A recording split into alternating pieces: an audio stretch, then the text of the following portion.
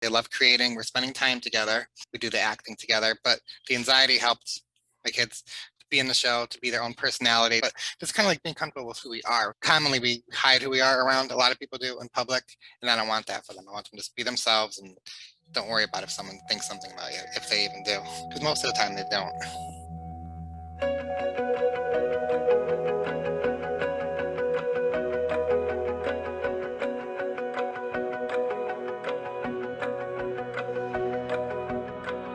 Hi, everyone, and welcome to another episode of Carpe Diem Living the Podcast. I am your host, Shane Gitmed, and today we are traveling all the way to Connecticut. We have Mike on the show. Welcome, Mike. Hi, thank you very much for having me. Yeah, I've been so excited to chat with you because you're a married dad with 4 kids. I mean, how do you handle that? Just kind of used to it, having the first kid was not too bad. Having the second kid was traumatizing, and the third and fourth kid were just easy. I mean, we could add 5 more kids easily and probably not have any issues here. They all help everybody out. That is hilarious. And, being a parent, you're always trying to find ways to not just entertain your kids, especially during COVID, but just trying to find things that are safe for them to watch. I know that's like a huge thing. So you created a children's show, which is what we're definitely going to be diving into. So tell us about how that idea came about. Did you create it specifically for your kids at first, and you're like, let's just share it with the world? At first, it actually started in April of 2020. And I had an idea. We used to watch a lot of TikTok videos, and everybody was going around saying, I'm a savage, and that annoying TikTok video. And I don't know if I misheard it or if I was making fun of it, but I kept walking around saying, I'm a salad, lettuce, carrots, and some radish. So, and the kids are like, you got to put that on YouTube. I'm like, I don't even know how to use YouTube. I could barely turn the computer on. So anyway, finally I recorded myself playing the song and made a skit out of it. And it says, make a YouTube name. I'm like, we don't have a YouTube name. And our last name is Vardal. So we said, well, how about Vardalia onions? Because we had a teacher that called my daughter that at school all the time. So we kind of stole it and posted it on YouTube. It got 7,000 views. And it's still going pretty good. So after there, we kept making other music parodies, mostly me. The kids would get involved. I think they did a couple on their own, but this was not really a children's show. I mean, it was kid friendly, but I know there was other people online doing music parodies and skits. So after a while, I'm like, I kind of want to do something new. And in January of this year, we had the idea to do talking dogs. I was going to use my real dog. And now we use talking stuffed animals. And my 3-year-old daughter is the leader of the pack. And the name of the show is actually called Dogs of Town Hall. So now we're just doing those now instead of the skits and the comedy and the music. Oh, that is so funny. And when you said I'm a salad, I was like, it kind of reminds me of like Kids Bop, how they have to change the lyrics to make it kid friendly. Yep. A lot of the songs they use are like hip hop with like, not the greatest words for them to say. So it's funny how you did your own parody without realizing you're creating a parody. So definitely creative. Yeah, we did a lot of them. Like for Father's Day last year, instead of girls just want to have fun, it's dads just want to have fun. And it's about cutting the grass and resting on the couch and barbecuing. And I know that video did really well last year too. I have to check that out. Oh my gosh. Cause I was just watching one of your, the episodes, the first one, and then episode 7 before we hopped on here. So I was like, oh, okay, that's pretty cool. So I guess when it comes to helping overcome anxiety and stress for kids, it's just basically just lighthearted skits that you came up with for the show, or? Yeah. And it's also to help ourselves. Mm-hmm. Well, what happened was in end of 2020, I started realizing I had anxiety type issues, because now that we're home all the time, I'm actually listening to myself and all that. And, I finally went to a doctor and all that. My wife finally realized it. Some of my kids realized they have anxiety issues. So getting them on the show was hard at first. Even one of the kids' doctor said to them, maybe you should go on your dad's show, and do voices, because you won't be seen on camera, but it's a step forward. You're doing all the voices for the characters, and that's how one of my daughters got involved.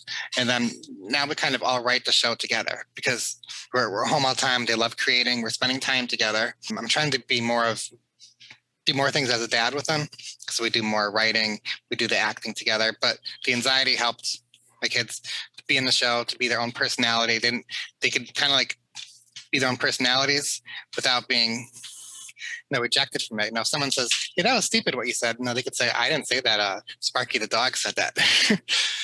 uh, and going along that line, even my son, who refused to be even in this show up until the episode called Avery in Wonderland, he's like, "No, I kind of really want to be in your show, but do you have any spots left?" I'm like, "Not really. Everything's taken.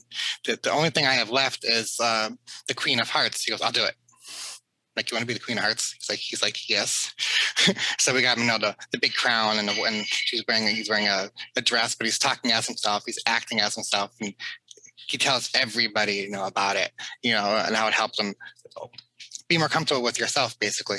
Oh, I love that, because essentially they're voice acting, right? And some people prefer voice acting versus like actually being the one on cameras. I totally see how they're able to just channel their inner creativity, helps them come out of their shell. Because even for myself as a kid, my mom wanted me to be in performing arts and doing all the things in music. And at the time I was like, why are you getting me to do this? But now I look back, I'm like, a lot of the reason why I'm comfortable public speaking, or just I'm naturally extroverted, but talking in front of people, I'm not afraid. It's because you start at a very young age. So I think by exposing your kids in this way of like doing a project as a family, not only does it give you guys something to bond over, but it will help them just even more creativity to flow. So I think that's amazing that you guys found this. Yeah, and we do have them appear in person. Like I was saying, my son appeared as the Queen of Hearts in person. One of my other daughters appeared. My wife actually appears in person when she's the Queen of the Cats.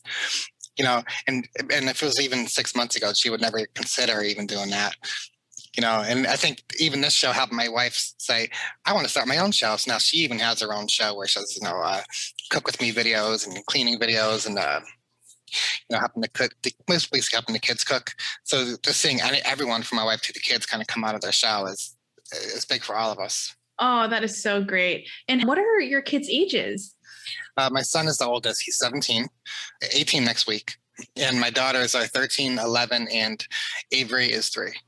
Oh my gosh. I actually have a son who's turning 4 soon. So yeah. Oh my gosh. I mean, how interesting is it that they're so spread out in age? Is that hard? Like when you have kids that spread out? No, I actually kind of like it better. Yeah. The last one was planned. We did plan here, the other ones, whenever. But, the older kids help the younger kids. They do diapers and feedings, and, we take turns with all that kind of stuff. She's not in diapers anymore, but everything helps. Me and my wife can go out on a date and say, "Hey, you're watching the baby today," or "You're watching the baby today." It's just different, because they're 4 kids from the same parents, yet they all have different personalities and they like their own things, but they're still part of us. So it's kind of cool. Oh, that is so cool. Have you done any collaborations with like other people that have created their own shows on YouTube? So what I'm trying to do is have guest stars in most of these videos, kind of like how Simpsons has guest voices. Oh, yeah. I know I can't get celebrities like that, but my very first collaboration was with my wife. It was mostly as a test. She bakes cookies, and the dogs are interjecting, "Hey, great form with that spatula," things like that. And and I did my second one was with a man named Steve Lorette. He owns a Facebook group for dads helping dads. And he does the voices of a father wolf, and his son does the voice as the son wolf. It was about the boy who cries wolf episode. So now I'm contacting, band managers and other artist managers, trying to get other artists and our social media influencers to be in any of these videos as a guest. Oh, that'd be fun. And even like with TikTok blowing up, like even doing collaborations on there and then it leads to your YouTube, it totally all connects. So that is so cool. At the moment, so Dogs of Town Hall, you guys, how many episodes do you guys currently have right now? I just put up episode 8 the other day. 8? Which is also the crossover video with my wife's channel, Not All That Sparkles Shines. So that's 9. And the 10th episode, really the first episode was the pilot. Oh, so there's a total of 10 episodes, which the pilot has its own story, actually. Tell us about that. It was when I had my comedy channel and music channel. Back in September, October, I was on the radio. I was just going to McDonald's, and I had the country channel on and talking about the band Old Dominion and the song One Man Band. And they're like, well, they redid their entire album as a cat. So they took their same background tracks, but re-sang everything meowing. So, for example, they took the song One Man Band and they started going meow, meow, meow, meow, meow, meow, meow, meow. I'm like, this crap is really annoying. And it's really annoying. So I had to make a skit on it. So I took a bunch of stuffed animal dogs in my basement. I set it up to look like a town hall, which is where this name came from. And I was the leader of the dogs. I was wearing, ears and nose and all that stuff. And my daughter was sitting there, but she didn't really have a part yet. So it's a town hall meeting. We're saying how we're so upset. We're so offended by the band Old Dominion, and the dogs are being prejudiced against by the cats. They're being ignored and not playing with them. So at the end, I take the song One Man Band, I play it on the piano, but instead of meowing, I go ruff, ruff, ruff, ruff, ruff, ruff, ruff, ruff. And it's also very annoying, but that video did pretty good. And at the very end, I send a letter to the band, a fake letter to the band saying, you need to cease and desist with this music. The dogs are, getting their feelings hurt. And it was called Dogs of Town Hall because it's a town hall meeting and it's dogs. And so when I started the actual show in January, now the dogs talk. Now we're not in the town hall anymore, but we pretend, hey, we're still in the town hall.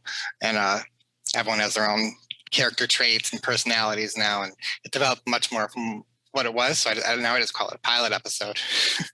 Oh, fun. And I'm assuming you guys have your own actual dogs, pets. Yeah, I have one. I have a Labrador Husky. Oh, she's running around here. She's actually, she's 10 now. And the episode called Leader of the Pack, she was the old leader of the pack, passing the baton to my daughter Avery as the new leader of the pack because she said I'm old and frail now. And and I think I'm going to have her in it again in the future episode on Sleeping Beauty because all she ever does is sleep. So I think I'm going to take a bunch of video of her sleeping and then all that. And, she'll be Sleeping Beauty in that episode. Oh, that is fun. Did you take a creative writing course at all? No, I'm just bored. You're just bored. I was going to say, I was like, did you take a class for this or did you how did this all come about? But I've always been creative. I always like writing stuff.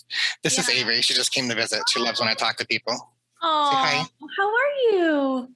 How are you? Good. I love your curly hair. Oh, do you like being on the show? Do you like being on the show? Yep. What show is it? What show do you make with me? Oh, cute. What's your favorite part about the show? Me or her? Your daughter, Avery. What do you like about the show? Pretty. What do you like about the doing dog show? She likes Jasperina. It's a character name. Oh, how cute. Well, what's that character like? What's Jasperina like? Yeah, but how does she act like? Jasperina is Jasper's twin sister. She was in the newest episode that got posted the other day, and my wife did the voice for her, but she likes her a lot. How many characters do you guys have on the show? Oh, well, the main ones are Avery. The main dogs are Rusty. He's actually the dog from Lady and the Tramp. And we have Dachshund, but his name is Doc. There's a dog named Samson. He's a black Labrador. He's kind of like the comic relief. He's actually, when my actual black Labrador died, my father bought me that stuffed animal. So he has the same name as my dog, except I made him a little bit more of an oaf. But Samson's a very important character. Butters is a golden retriever, which my daughter loves the voice. This one helps her a lot with anxiety. My 13-year-old, she has a high-pitched voice, and she's always talking about food and saying, chocolate chip cookies, I want cookies. The other main characters, we have Blaze. She's a Russian dog that my wife voices, and my son voices a dog named Rocky. He's kind of like a tough dog, but he has a British accent and kind of like making fun of stuff. And my younger daughter, who's 11, voices a tiny, tiny dog named Cerberus. He has a big, tough name, but it's a little tiny. Those are the main characters. Then we have kind of guest dogs as we have guest voices, or it's not even just dogs. We have a bunch of cats now that we use in certain videos. In the future, I'll have a platypus, elephant, just for a video here and there. I literally walk around the house and say, what can I do with that? I don't buy anything for the most part. Just what can I do with that? That is hilarious. You're just incorporating as you go. Yeah, I think I even saw on, I think it's episode 3, is that a Pokemon that's in the video? That's Bowser from Mario Brothers. Oh my, okay. I was gonna say, I was like, I know that's from somewhere. Oh, that is hilarious. Behind me is it's actually my wife's. That's Dino from VIP Kid because she teaches kids in China how to speak English. Oh, nice. Okay. And I haven't used him yet, these two, but I'll get to it soon. That is so cool. I love how you're like, you started with just the dogs and then you're testing it out with all these different animals. Cause the cool thing is like, as more and more people find the show, kids will recognize like, oh, I know that character from, this show or this show. So it'll really just pull it all in. I think that's so interesting. Yeah. So as you grow the show, what is like your ultimate goal? So the storyline right now is, you're introducing all these characters. But yeah, where do you see like the show going in the future? I'm trying to make it a little more educational. I almost want to say like Dora, because pretty soon the AV's going to start saying, which path should I choose? Should I go to the left? Should I go to the right? And she'll wait, good answer, kids, and then she'll go into the forest or whatever. And maybe it's a bad choice.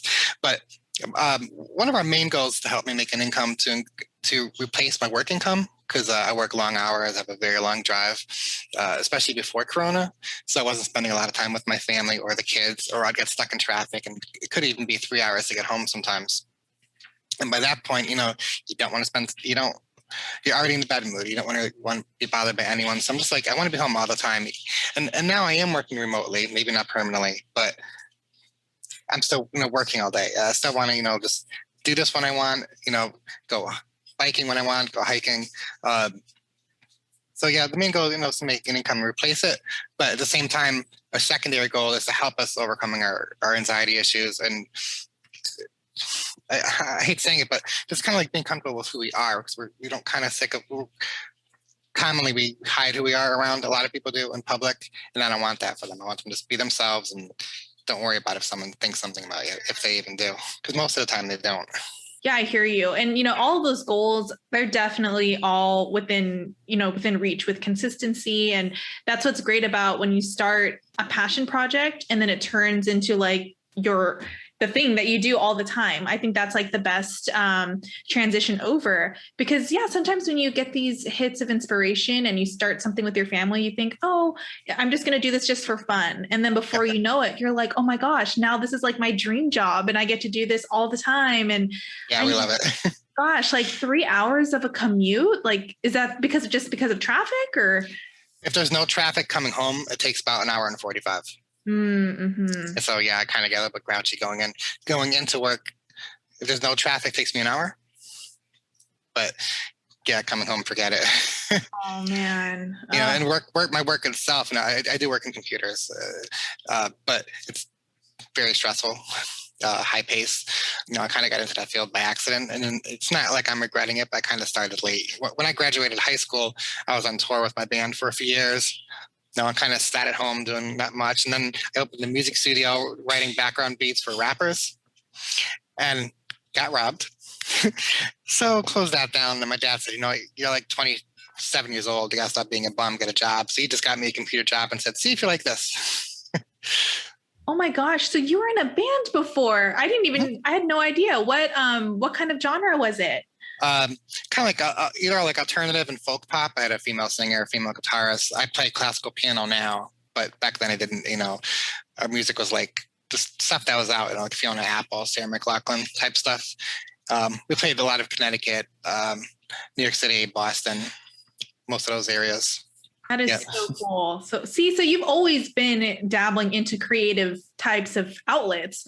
So now this is just another form. And I mean, with the way social media is, like, you just never know like where it could lead you. So I think, who knows? I feel like a lot of people during COVID, especially when they were forced to stay at home, they're like, yeah, what can I do? What can I add to my day-to-day just to change the vibe, right? Like that way I'm not just working all day on my computer doing something fun, because I completely understand. I've been working remotely since 2012. And sometimes when you have to do something creative, you're like, oh my gosh, like that can take a lot of energy. But overall, as long as you keep following your passion, so many amazing things can happen out of that. So I think that is cool. I like making people laugh. I tell people that if even one kid or even one adult laughs at the show, then I accomplished what I wanted to. And I'm trying to make it so if a parent says, "Oh gosh, they're watching Paw Patrol again. This is killing me," That show's not that bad, but if this show's on, they're gonna say, "Oh, Dog's Town Hall's on. At least it's something I can watch too, and not mind it."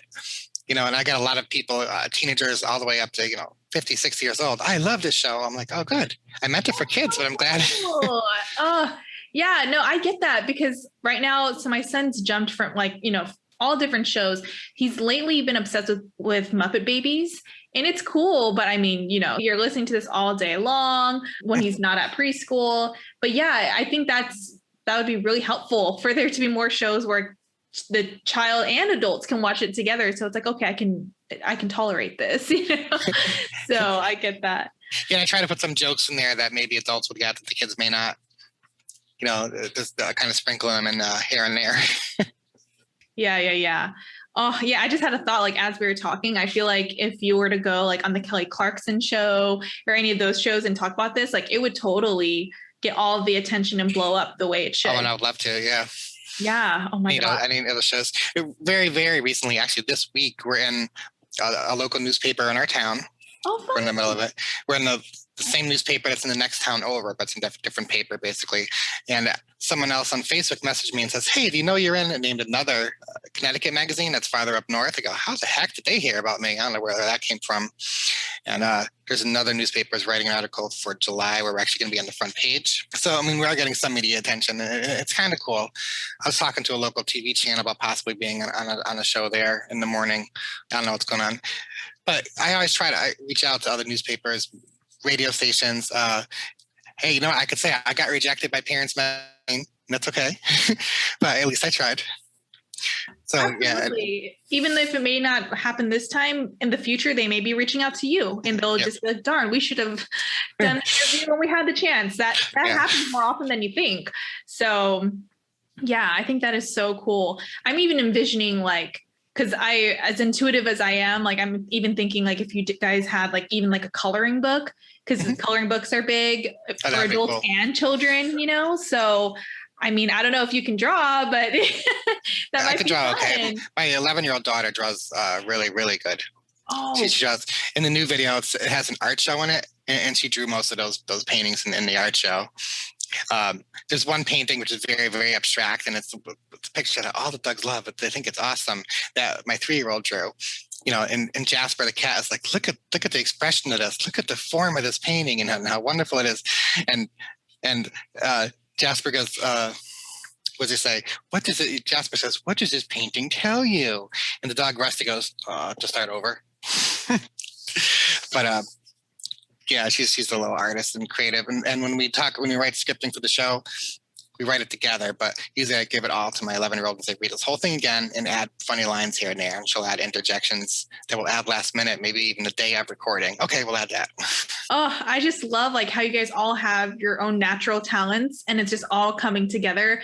You're basically putting on a full-on production just with you guys. And I mean, you already know, with other shows that are on air, how many people does it take to put on a good show? And I think it's cool that you guys have it all in your home. You don't need anyone else. So that's really fun.